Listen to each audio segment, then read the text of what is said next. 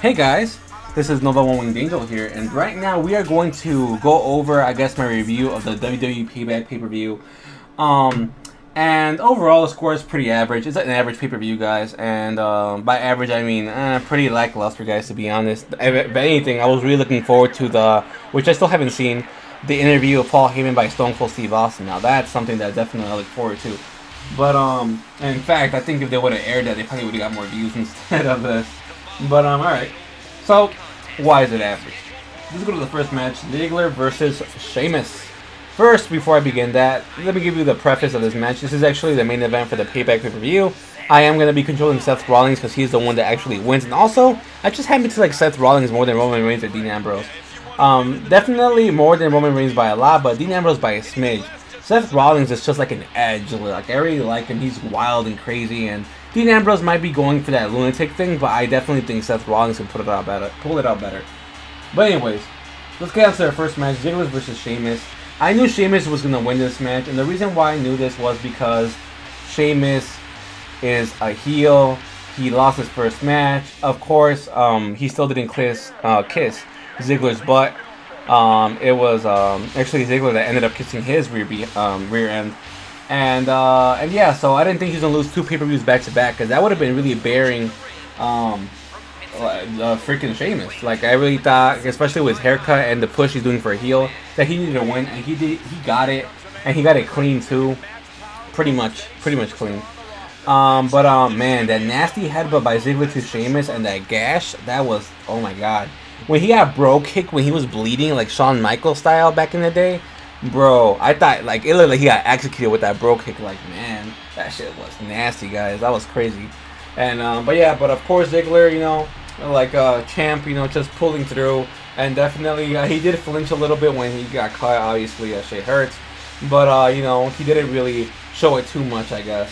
And, of course, Ziggler, very, very professional. Definitely not surprising. And that match definitely gets an 8, especially because of the blood, and the ending was crazy. It was a nice clean win for Sheamus, which is pretty cool. Well, at least as clean as it gets for heels. And I definitely thought it was good. So that's my rating for that. New Day versus Tyson Kidd and Cesaro. I knew New Day was going to win. And I definitely knew that it wasn't going to be pretty, because of course they're heels.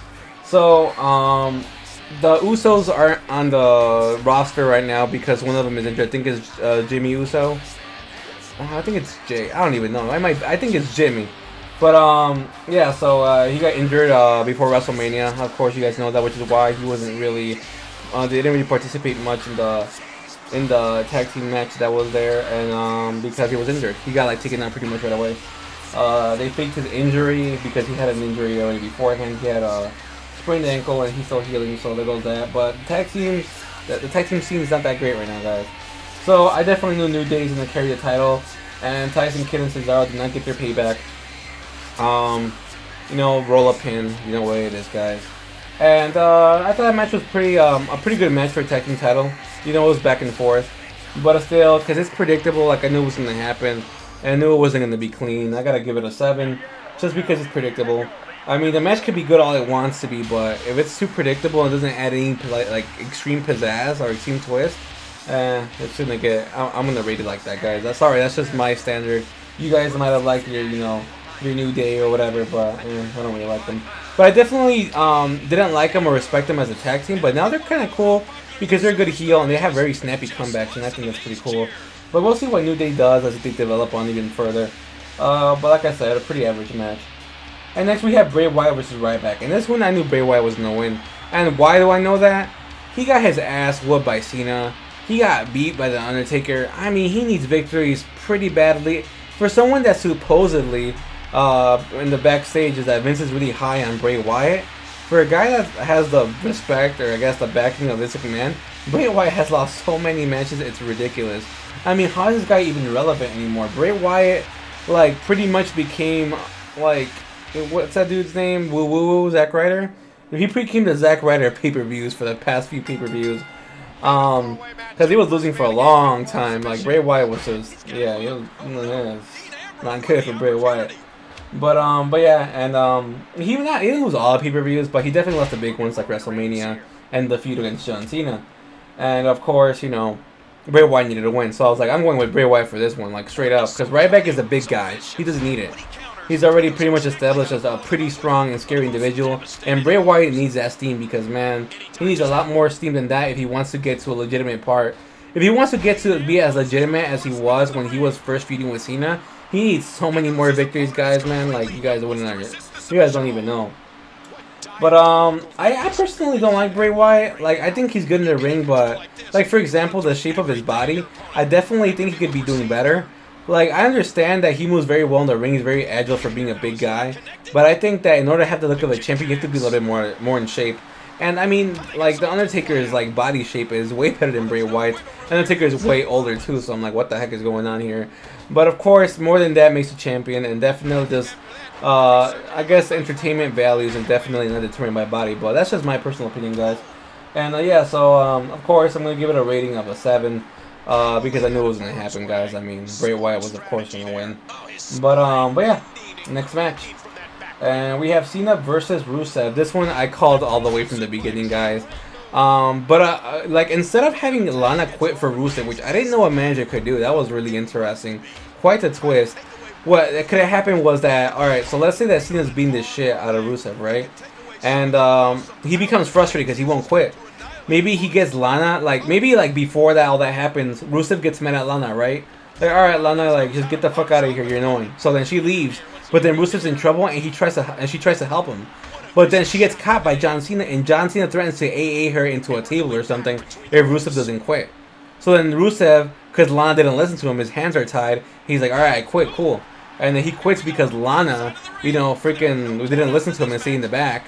And yeah, so then he's still mad at her. Rusev still looks clean, but that's like a face thing, you know what I mean? Like, it's really heel for Cena to threaten the lady, but it's really face for Rusev to save Lana. So I don't know if that would have worked perfectly, but I like that idea, guys, because I like something different. I literally called that was gonna happen, guys. That Lana was gonna cost him the match somehow. Didn't know specifically she was actually gonna quit for him, but I definitely knew that she was gonna cost him the match, and she did. But what can you do, guys? It wasn't a perfect ending. So I'll give that match definitely a 6 because I knew it was going to happen again. But yeah, let's go with Naomi and Tamina versus the Bellas. This one I knew that it's easy to call, guys, because of their roster. They need that feud because they have no other divas, really, guys. They really don't.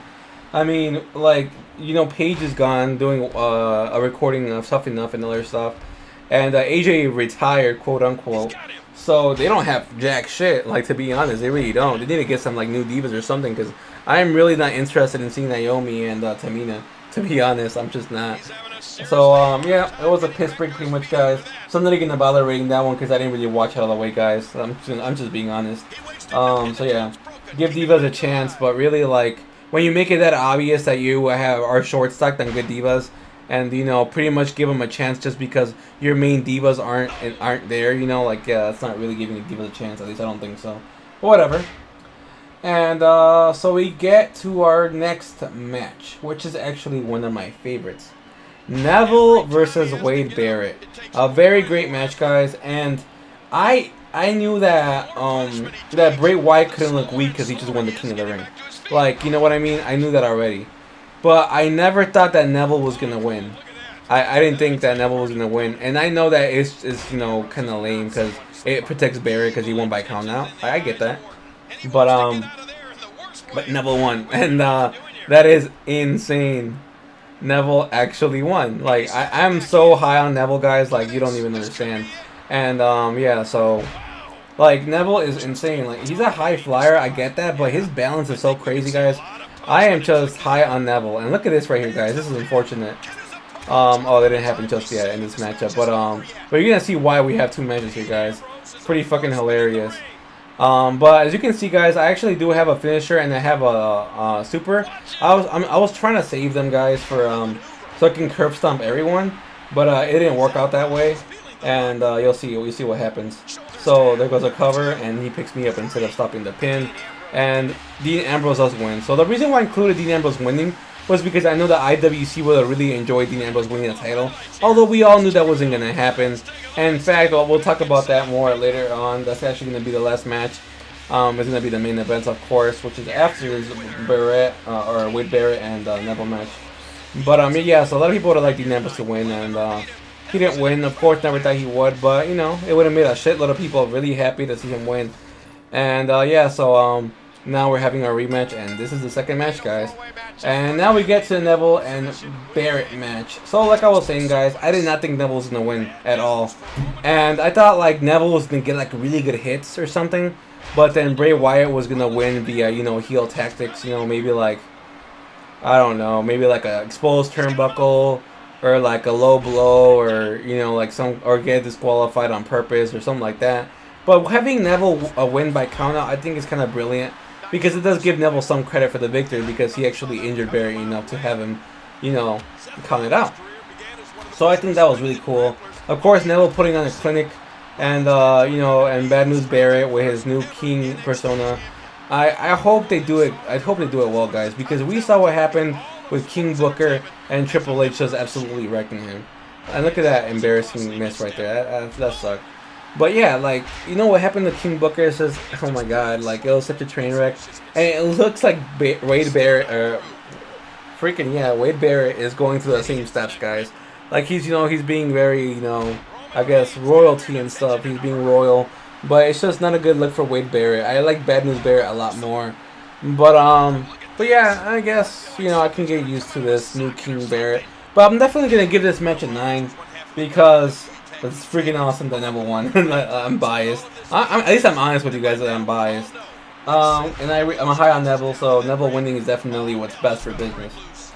Our last match, which we're watching now, is going to be pretty much the Shield, guys. Dean, Seth, and Roman, and Randy Orton, a Fatal 4 match for the U.S. Championship.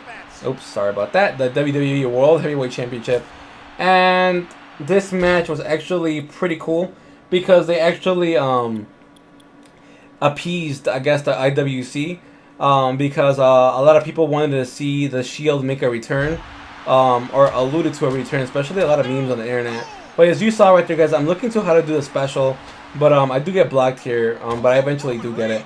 But anyway, so a lot of people want to see the Shield return, and that was a really nice move, how they actually powerbombed Randy Orton and combined their Shield powers.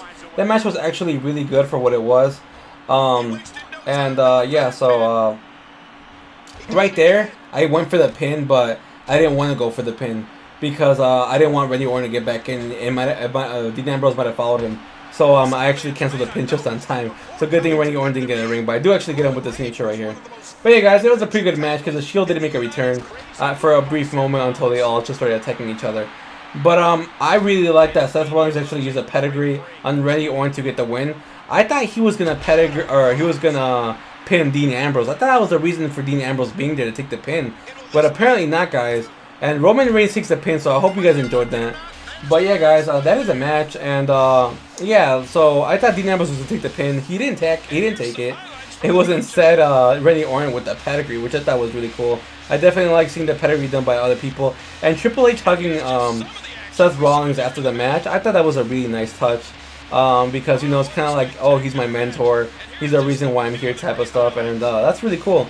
I really enjoyed that. And Kane, of course, with interference, J&J Security with interference, all pretty predictable, but definitely that pedigree gave it a little bit more spice. Definitely a match I rate at least an 8. Really, really good match, guys. Predictable, but very entertaining, which is eventually what you really want from WWE.